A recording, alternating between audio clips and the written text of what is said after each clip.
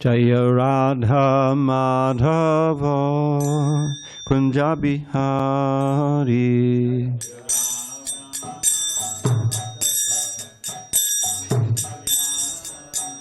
Jaya Radha Madhava Kunja Bihari.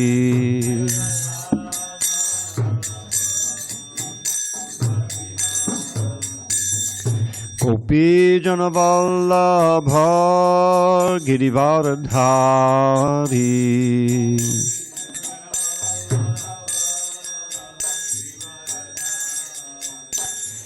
Gopi Jana Vallabha Girivardhari.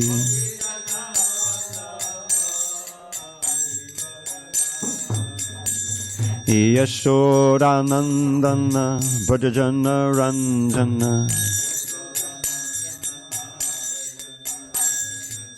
Yashodanandana Brajajana Ranjana.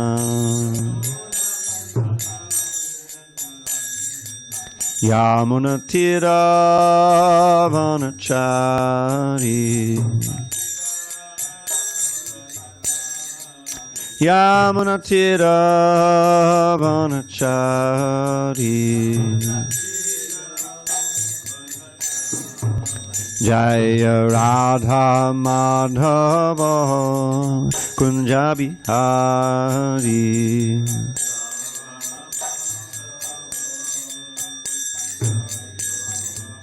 Jaya Radha Madhava Kunja Bihari.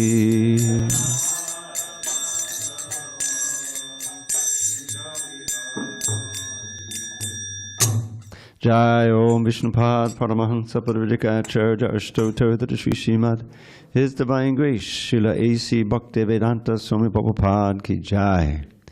ISKCON BBT Founder Acharya Srila Prabhupada Ki Jai. Jai Om Vishnupad Paramahansa Padavadikacharya Ashtottara Sri Srimad His Divine Grace Srila Bhakti Siddhanta Saraswati Thakur Ki Jai. Ananta Koti Vaishnavini Ki Jai. Namacharya Srila Haridas Thakur Ki Jai. Grantaraj Srimad Bhagavatam Ki Jai. Samaveda Bhaktivinoda Ki Jai. All glories to the assembled devotees. All glories to the assembled devotees. All glories to the assembled devotees. All glories to Sri Guru and Gauranga. Narayanam Namastritya Narang Chaiva Narottamam Devim Saraswatim Vyasam Tato Jayamudiriye.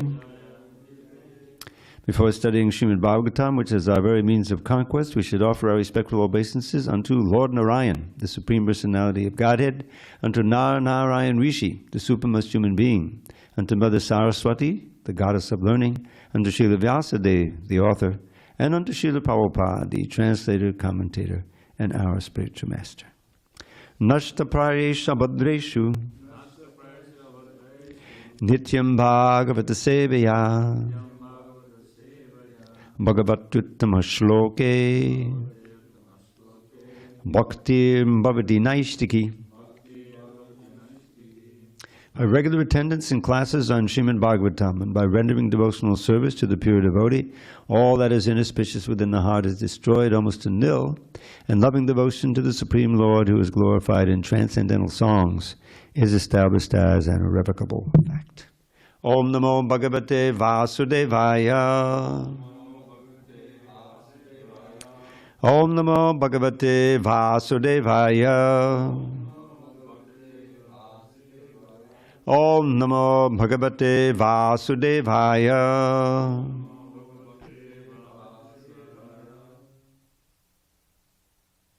On the 7th day of May, 2025 in San Diego, Holy Ekadashi Day, we're reading from Srimad Bhagavatam, translation and commentary by His Divine Grace A.C. Bhaktivedanta Swami Prabhupada. And we are in Canto 8, Withdrawal of the Cosmic Creations. Chapter 8, The Churning of the Milk Ocean. Text number 16. Bhushanani Vichitrani Vishvakarma Prajapatihi Haram Saraswati Padmam Ajo Nagash Chakundale Bhushanani Vichitrani Vishvakarma Prajapatihi Haram Saraswati Padmam Ajo Nagash Chakundale Bhushanani Vichitrani Vishvakarma Prajapatihi Haram Saraswati Padmam Ajo Nagashta Kundale Bhushanani Vichitrani Vishvakarma Prajapatihi Haram Saraswati Padmam Ajo Nagashta Kundale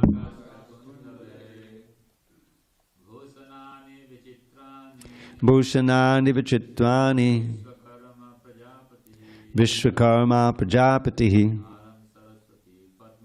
Haram Saraswati Padmam Ajo Nagashta Kundale Bhushanani Vichitrani Vishvakarma Prajapatihi Haram Saraswati Padmam Ajo Nagashta Kundale Bhushanani Vichitrani Vishvakarma Prajapatihi Haram Saraswati Padmam Ajo Nagashta Kundale Bhushanani Vichitrani Vishvakarma Prajapatihi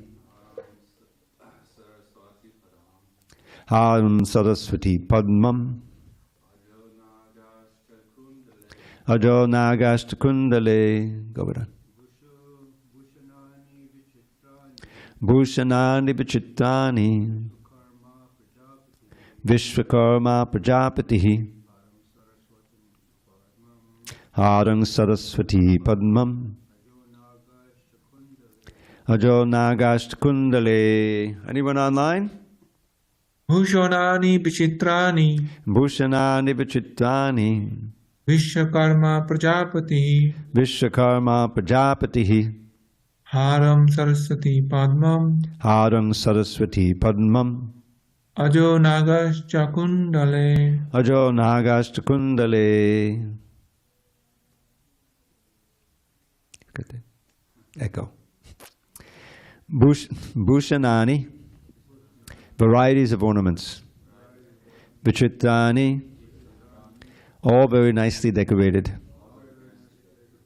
Vishwakarma Prajapatihi.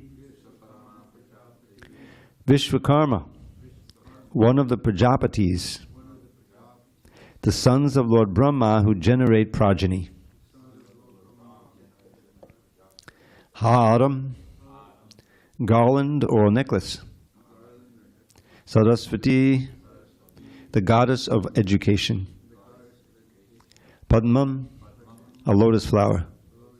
Ajaha, Lord Brahma. Nagacha, the inhabitants of Nagaloka. Kundale, 2 earrings. Prabhu, can you close that kitchen door and ask him to keep it closed? The echo was a bit much. Okay. Translation. Vishwakarma, one of the Prajapatis, supplied varieties of decorated ornaments. The goddess of learning, Saraswati, supplied a necklace.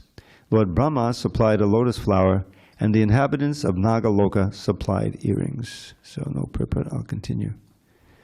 Tata kritasvas yayanot palasvajam nadan virepam parigriha panina. Chachala vaktram sukapola kundalam savrina hasam dadati sushobhanam.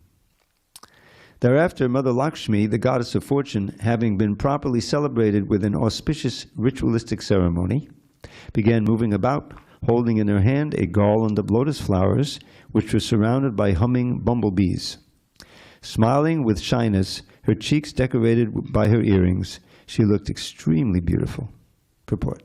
The goddess of fortune, Mother Lakshmiji, accepted the ocean of milk as her father, but she perpetually rests on the bosom of Nārayaṇa. She offers benedictions even to Lord Brahma and other living entities in this material world, yet she is transcendental to all material qualities. Although she appeared to have been born of the ocean of milk, she immediately resorted to her eternal place on the bosom of Nārayaṇa.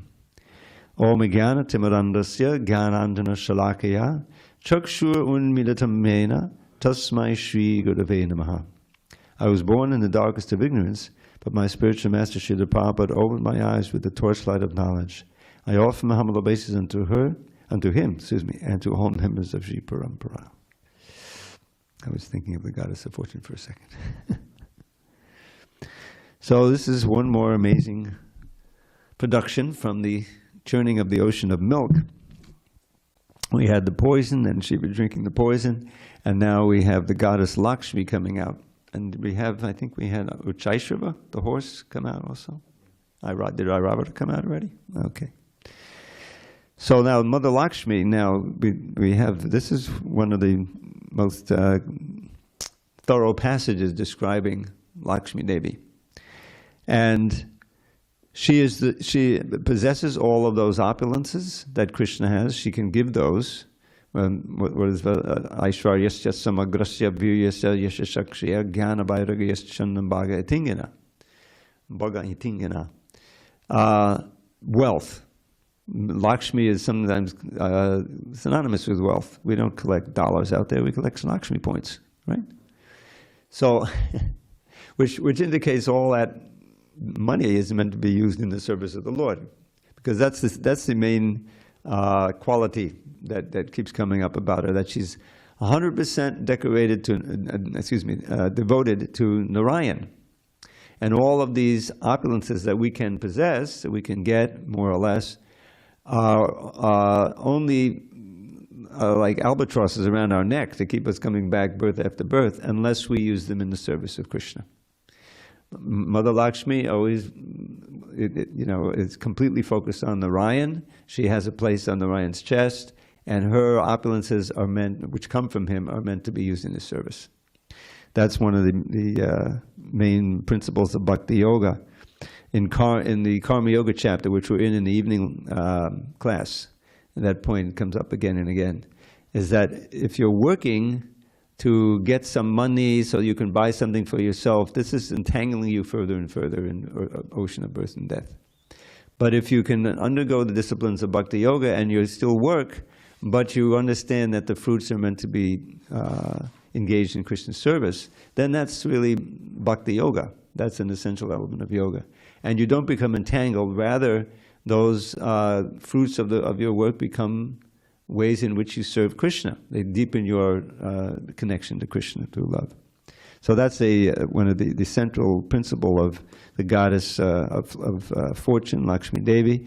And we've been reminded how, since we recently celebrated Ram Navami, that Mother Sita is the goddess of fortune, and she was stolen by the archdemon of the day, Ravana, for his pleasure. She was protected from, him ravishing her, but that's the central characteristic of the demons.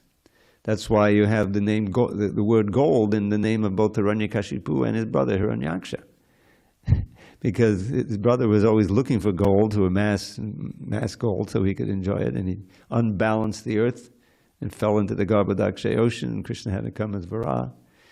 And he killed this Hiranyaksha. So that just enraged Hiranyakashipu more, and it's the ultimate irony that his eldest son, or his favorite son, was a devotee of Krishna. Clandestinely at first, they didn't understand. So that's the characteristic of the demonic mentality. the non-devotee mentality, is to use the facilities of our body to gather as much of the world's opulence as we can, so we can enjoy as much as possible. Ishvaroham maham bhogi siddhoham balavan sukhi. Krishna gives this mantra imitating the demons in the 16th chapter. Why Krishna is Ish Parameshwara? I'm Ishwar. Ishvaroham. I am the enjoyer. Krishna says, Bhogaishoya spasaktanam. I am the enjoyer. No, he says, Bhoktaram yagyatabasam. I am the ultimate enjoyer and controller. So the demons say just the opposite. I am God. Basically they're saying, I am God. So this is a central theme in, of course, the Bhagavad Gita and the Srimad Bhagavatam. To understand it is in our own ultimate benefit, 1,000,000 times more than any flickering pleasure we can have by controlling and owning and exploiting this world, or exploiting other human beings or any kind of beings. By using our senses to connect to Krishna and using whatever wealth we get or whatever power in the service of Krishna. And this is actually the Swarup of the living entity. This is the natural dharma of the soul. And all the suffering of the world comes about when people forget that. And they may be very pious, but ultimately they're hoping they can go to the heavenly planets and enjoy, But there are gradations. People that sometimes do good works. They help others, and this is good karma, and they can go to heaven. They can get a better birth, but they're still within the round of birth and death, because it's all centered on me and I. Oh, I'm a pious person, independent of God, and I can do so much good for others and everything. It's all part of the false ego, although it may be in a different mode of nature. So we'll find that these demons want to possess Lakshmi, of course, but they're not able to.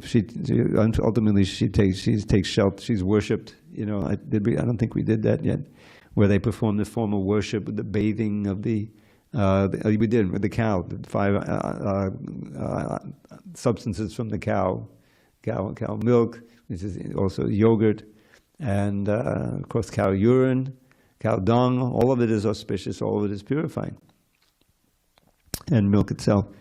So that was performed very nicely, and she's now going to eventually take shelter, and think, with Narayan. So she's not exploitable. But soon after, I think the next thing that comes out is the Dhanvantari with the nectar pot. And the demons, of course, will grab that and try to exploit it, but they won't be able to. And Mohini Murti will come, Krishna's beautiful female form. You can imagine how beautiful she is, And she completely bewilders the minds of the demons, and they agree to that she can distribute the nectar. And of course, we agree. And he proceeds to start distributing to the demigods. But the demons have agreed, that they won't oppose her. And only Rahu, who was able to sit in the group of the demigods in disguise, got a little bit of the nectar. But as soon as she saw it was a demon, she cut off his head. But he'd already drunk a little, so the head was immortal. So that becomes a Rahu planet, and causes some trouble, troublesome planet. It's part of the lunar eclipse. It's covered by Rahu. Prabhupada once said, they haven't gone to the moon. They may have gone to Rahu planet. He said like that. So, okay, so I just read 16 and 17 with the purport there, right? Okay, if there's any discussion on this, we can go. I'm going to read another verse. I hope that's not out of bounds. Is that okay? No, I think you're supposed to read 2 more. Oh, 2 more. All right. So let me read 2 more. I start 20 tomorrow. All right. I'll just read the English. Text number 18. Her 2 breasts, which were symmetrical and nicely situated, were covered with sandalwood pulp and kumkum powder, and her waist was very thin. As she walked here and there, her ankle bells jingling softly, she appeared like a creeper of gold. Text 19. While walking among the Gandharvas, the Yakshas, the Asuras, the Siddhas, Charanas, and denizens of heaven, Lakshmi Devi, the goddess of fortune, was scrutinizingly examining them. but she could not find anyone naturally endowed with all good qualities. None of them was devoid of faults, and therefore she could not take shelter of any of them, because none of them were Narayan. Purport. The goddess of fortune, Lakshmi Devi, having been generated from the ocean of milk, was the daughter of the ocean. Thus she was allowed to select her own husband in a Swayamvara ceremony. She examined every one of the candidates, but she could not find anyone suitably qualified to be her shelter. In other words, Narayan, the natural husband of Lakshmi, cannot be superseded by anyone in this material world. So, I don't know, did I say Om Jnana Timirandasya? I did, okay, sorry. So this is a central theme here, is that Lakshmi, who presents all of the different opulences you can have in this world, is meant only for Narayan. And our life is successful when we adopt that principle in our own lives. And we simply, it's all said like in this Anyabhilashita Shunyam, to be devoid of any other desire except to serve Krishna favorably, serve Narayan favorably, with whatever assets we may have. We may be given so much Lakshmi, may be given no Lakshmi, but we still have our abilities to serve with our senses and our mind. We can hear, we can memorize, we can repeat the lessons. And so the whole idea is the percentage that you're able to do. It's like Bhajin Ryan was recounting these pastimes of animals who were attracted to kirtan, because we read the story about Lord Chaitanya liberating the dog who had gone ahead of the procession to Jagannath Puri. And there was also, I don't think he mentioned, there was also a dog in New Vrindavan. He mentioned the dog. Yeah. Anyway, so obviously there's some, devotion in the past that they performed. I think it's fairly obvious that they were able to take births and so they get involved like that. So that's also true for us. And that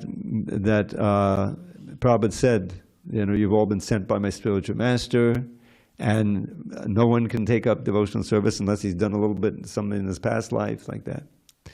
So it's simply a question of accepting that fact and counting our blessings, as it were, feeling very fortunate, and taking up Krishna's mission, which is to make others fortunate also. Someone may not have done any devotional service in the past life, but they can do devotional service in this life. They can take a book, they can read the book, they can come to the temple. It's all a question of simply trying to awaken that original flame of devotional service, of bhakti that's there in the heart of everyone. Nitya Siddha Krishna Prem Sadhya Kabunoi Shobhanadi Shuddha Chitte Koriye Udoy. That the eternal perfection of Krishna Prem is there in the heart of every living being. It's not something artificial to be brought from outside. Just by the process of hearing, etc. Shobhanadi means hearing, chanting, remembering, all the process of devotional service. That heart becomes purified, and that love naturally awakens. And that's central to Lord Chaitanya's teachings. What does Chaito Dharpana Marjana mean? That if someone is fortunate enough to enter the kirtan and chant the holy name, no matter what their background has been, that heart begins to be polished. The mirror of the mind begins to be polished.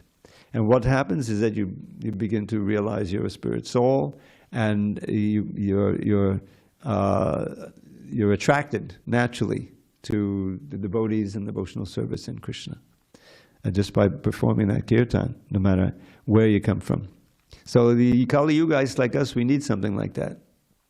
Otherwise, good birth and Brahminical upbringing, some may have that, of course, from India, but Prabhupada didn't. He wasn't successful in India, because they thought, I know Krishna already.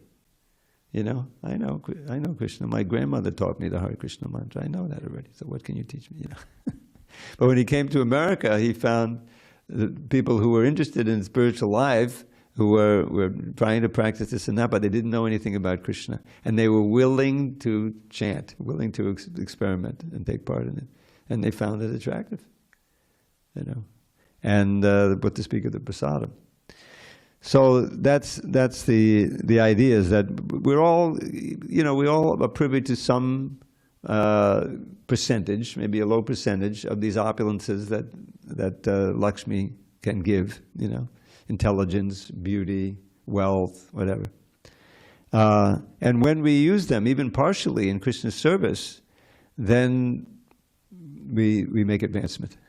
Krishna is within our heart, right? What does he say?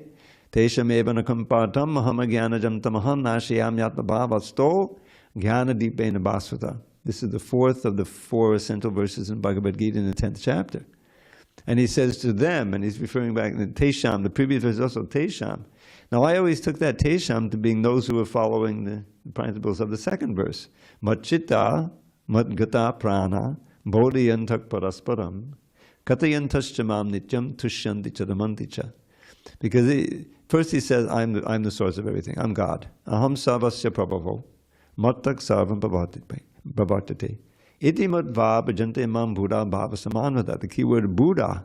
Those who know this, who accept my statement here, and with their intelligence, they place their faith in me.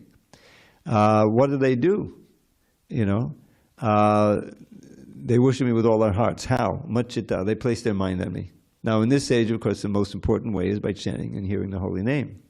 But we've been given nectar of devotion, and describing in more detail the other processes. That's all are also important. So they place their mind on me, and they gata prana. Their life energy is directed toward my benefit. In other words, they use their facilities, whatever they have, in service to me, which are all moved by the prana, the life energy. Prana, gata prana, bodhiyantak parasparam. This is always there. They get together and they glorify me. Of course, obviously, kirtan, sankirtan, but also classes and festivals and is it going on right now? The Sadhu Sangha in Orlando, mass kirtan, right? Wonderful. So that's the essential part of it, especially in this age. That is the yagya of the age, the dharma of the age, kirtan. So bodhiyantak parasparam. And what's the result from this kata? From this kata yantashamam nityam, always glorifying me, tushyanti chadamanticha. They feel very satisfied and they enjoy spiritual pleasure. Now I don't know if I have to check the commentary if there's any support for this. But the next word is tesham, they. Now it can then it can go tesham sattva-yuktanam. Those who are always linked to me in Bhakti Yoga in this way, which I just described how they do it some of the way. What does he promise there? Bhajatam priti purvakam, worshipping me with loving devotion.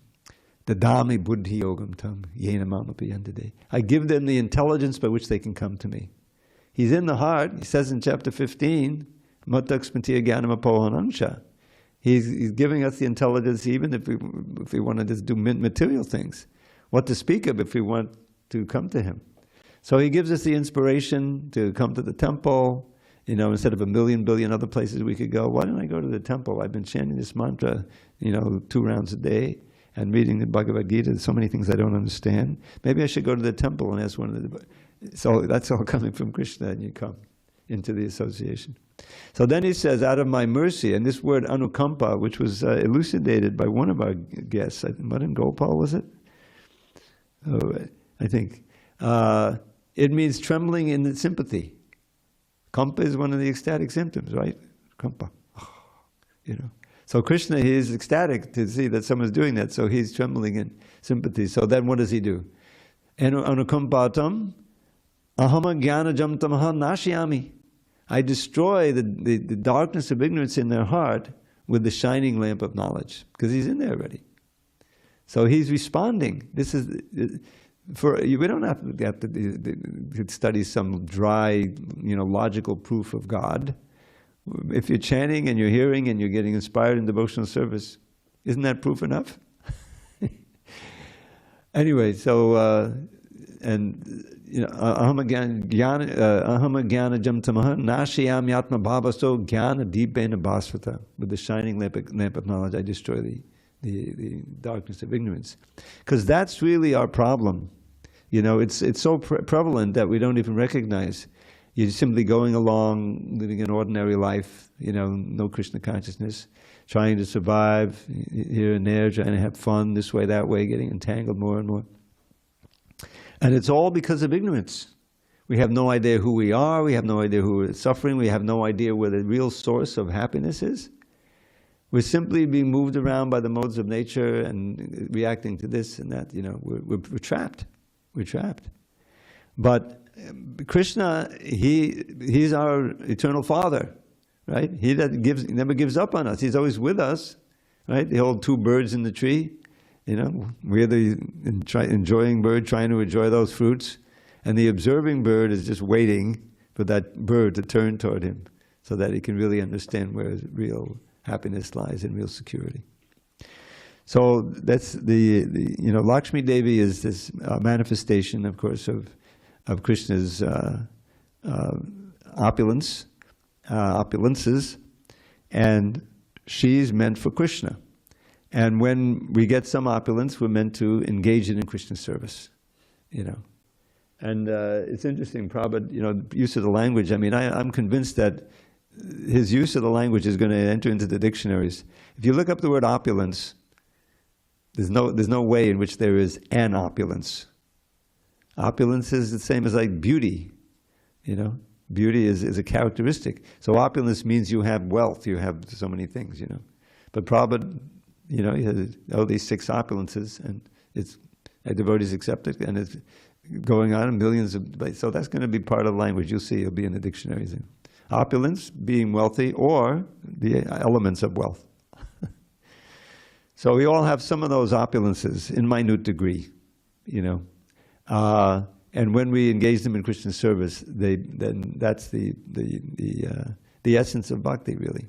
The most important opulence we can engage is our mind, is our mental facility of thinking of Krishna, remembering Krishna, hearing about Krishna. That's why you come again and again and again in the Bhagavatam to the importance of hearing and chanting. Remember, I don't know if I've gone through the whole thing here, but the Sadhu Sangashtaka, you heard of that before? That's the 8 verses of Kapila Dev's teachings to his mother, 3:25:20 through 27. And it comes back to the essence, the crown jewel of all those verses. They're all important. Titikshava karunika, the description of a sadhu is very tolerant and merciful enough. And then he's advising his mother how to associate with those sadhus. And then the whole thing culminates, in a sense, in that Satam prasangan mama virya sambido pavanta ritkana rasayana kata tadjoshanarasu apavarga vartmani shraddha rati bhaktir anukamishiti. So if we're devotees, don't we want to increase our faith and our attraction for Krishna and our bhakti, which here means love of Krishna? So that's the last line. So satam prasangan. So the whole thing is who to associate with. Prasangam manjaram pashamatma kamanovidu. It starts out with this idea of prasanga, meaning not associating with others, even demons, but just powerful attachment. I pointed this out before, very fascinating in the Sanskrit language, you've probably seen this, is that in Sanskrit you have many words which mean both the result of the activity and the activity itself, like gati. We sing twice every morning, each of our songs. The Guru Vashtaka and the Guru Vandana song. Gati means the goal that you're looking for, but it also means the way to the goal, right? Shri Guru Charana Padme, Shri Guru Charana Padma, Shri Guru Charana Rati, Aise Uttama Gati. See? And I've seen a commentary on that song by some describing that this gati can mean, in that context, either the way or the goal itself. Attraction for the lotus feet of the spiritual master is so valuable. But you can see that if you're attracted to the spiritual master, that you want to please him, and pleasing him means pleasing Krishna. Because what is he going to ask you to do? Chant Hare Krishna, serve Krishna. So you see how, and then what's the other one? Famous, mispronunciation. Yasya prasadan bhagavat prasado, yasya prasad. No, yasya prasadan nagati katobi. I think we've got it down pretty well in this temple. So yasya prasada bhagavat prasado. So if you get the mercy of the grace and the mercy and the blessings of the Guru, then you get the blessings of Krishna. But yasya aprasadan, and the old Sunday rules, right? That last A in yasya merges with the first way in aprasada, no prasada, becomes yasya prasada. If you don't get the grace of the Guru, nagati katopi, there's no way that you can advance. That's how important it is. So the same thing I was just realizing the other day, maybe you can confirm this, the word dharma is like that. Because dharma means your essential quality, right? Your essential thing that the dharma of sugar is to be sweet and like that. But dharma is also a means of achieving that goal, of being situated in your actual dharma. Savai pungsang paro dharma yato bhakti. In that context, dharma means that which engenders bhakti, which is your ultimate dharma, your swadharma. You see? So the means and the goal have the same word to them. So anyway, I got a little far afield, but I would deal with language all the time. So that there. So Lakshmi Devi is meant for Narayana, and when we recognize that, then we'll endeavor to use whatever Lakshmi comes our way, whatever opulences we may have. Some devotees, they have good voices. My voice used to be good, now it's kind of weak after 55 years of singing. But you see these kirtaniyas, some of these famous kirtaniyas that we have gone all over the world, affecting thousands of people. And then you get on the YouTube and it's millions. You see the number of hits on some of these kirtans, is hundreds of thousands. And Prabhupada's too, of course, most pure. So that's the flip side. There's also an upside to all this technology, beside it being so contaminating and a big distraction. But it can also be used. Prabhupada said we can use everything: cars and computers and missiles. He did say missiles. I'm not sure how that could be used. So that we should follow in the footsteps in that way of our great Acharya Srila Prabhupada and our leaders. And whatever energy we have, whatever intelligence we have, whatever skills we have, if we engage them in Krishna service, they all become blessings. Otherwise, they're all different albatrosses around our neck, weighing us down in this material world. Okay, any discussions on these? We're at almost the 8:30 point here. Locally or remotely, the mic is behind you. Hare Krishna, Prabhu. Thank you so much for... Forgive me, I was going to say your name. Maybe it'll rub off on me. Ananda Vrindavan. Thank you so much for the nice class. Apparently, today is Mohini Ekadasi too. So, just see. There is a God. Do you have anything about this, any story about this Ekadasi? Oh, no, I'm sorry. I didn't look it up. I should have. But yeah, Mohini Murti is very prominent. She's coming up. And Lord Shiva, who plays such an important role, he drank all that poison. He also plays an important role in relation to Mohini Murti, which I won't give away the story, but it's quite fascinating. Just shows the power of Krishna in any form, even bewildering Shiva. So you had something? I thought you're just looking for the mic. Okay, for him, okay. How about online? Tapas, you chant the verse. You have a question too? No, he is fully engaged. I was Hare Krishna. Oh, Maitreya. Prabhu Haribol. Please have my basis. Mine. Yeah, this is as you mentioned, this verse in the Bhagavatam, one of the ones we read this morning, gives a more complete description of Lakshmi than anywhere else, Lakshmi Devi. And her looking for a suitable shelter, it's a very interesting process. And then selecting Narayan, of course, as the supreme. Anyway, later you quoted the two verses, two of my favorites, the Tesham verses, Tesham Satat Yurtanam, and the other one, Tesham Evanu Kampartam. Yeah. I never noticed until you mentioned it about how that anukampa, kampa means to feel something so deeply that it actually moves you literally. Yeah. Anyway, just appreciating that point. Yeah, empathetic trembling, because kampa is, trembling ecstasy. So that's, Krishna's response. He's so attuned to us. And he sees out of all the trillions of living entities and the billions of human beings all over, that there's a few who are responding. And so he's willing to give us all blessings from within, all instruction, and destroy the darkness of ignorance. I mean, sometimes, I've been around so long, and inevitably sometimes thoughts from way back, come up, And I was just describing, you probably heard this before, that back in, I don't know, the late 50s or early 60s, I used to be part of a bowling league, high school kids. And every Saturday or something, every Saturday night we'd go out, and bowl. And so one day we noticed, there's this new building coming up. It turned out to be one of the first McDonald's. It had been established at that time, And so now, we could go to, have a nice cheeseburger and fries, Please forgive me for polluting the atmosphere.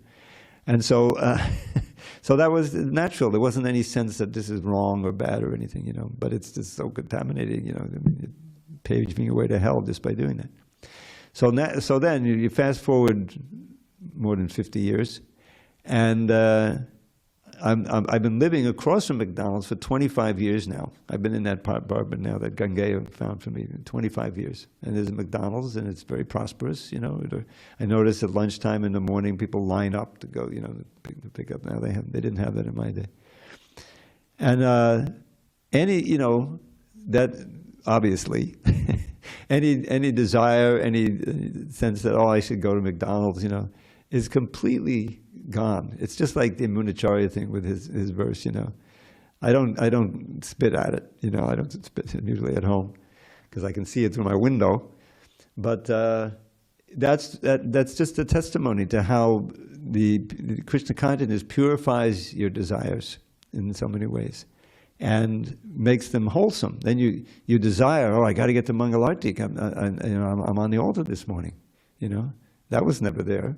And I got to perform this and this, And so that's the natural awakening of the soul's eternal nature, your swarup. Where in the spiritual world, there's only that, every day is a new day to serve Krishna, and there's things that we have to do. We have to join him in the forest, and the gopis are always wondering when they can meet Krishna. It's all desire, but it's purifying desire. It's purified desire. It's desire that pleases Krishna, rather than our absorption in the material world for our own benefits, which is against his desire. But he's got a plan. He comes himself, he comes as Lord Chaitanya. And we've been lucky to been blessed by a representative of Lord Chaitanya who took the trouble, tremendous trouble, to spread this science and this process and prasadam. He also taught how to cook. So that's we live it every day. And we'll see what happens when I finally leave this body, when I have to come back again. But I know I've made at least a little progress on this path, so I'll come back as a human being, in ISKCON. Or maybe one of these squirrels, I mean, you mentioned that due to past lives and previous devotional service, people become attracted. And Lord Chaitanya has sprinkled these devotees all over. I know previous Gandharvika, the late Gandharvika Devi Dasi, she was a manager at Burger King. And she was a vegetarian. I didn't know that. She preached to her boss for him to be a vegetarian. One of the GBCs in Mexico used to come to the temple before he joined, and he was a butcher. I told him, don't worry about anything. Just keep chanting and keep praying. Krishna will deliver you. And later he started a temple and began a whole yatra there. So yeah. I was, a communist. I always tell that, which is of course, we have many former communists now in the Soviet Union, former Soviet Union. But yeah, I mean, the getting the grace of a devotee in the form of a book or disassociation, and is all valuable. I remember those early days when I used to visit the Brooklyn Temple. And one very nice devotee named Gadaguja, he would take me downstairs and feed me, usually rice and dal or something simple like that. But while I was taking my rice and dal, he was telling me about Krishna and Krishna consciousness and so forth. I may have bought a book from him, I probably did. So that's Lord Chaitanya's mercy in action. In action, we're all beneficiaries, and we'll get more of it if we give it out. If we also, make the effort to help others become Krishna conscious. Thank you, my Maitreya. I think that will do for today. Thank you all for attending, both remotely and intimately. All glories to Srila Prabhupada. Hari Hari Bol. Thank you for wonderful class, Prabhu. Hare Krishna. Hari Bol Tapas.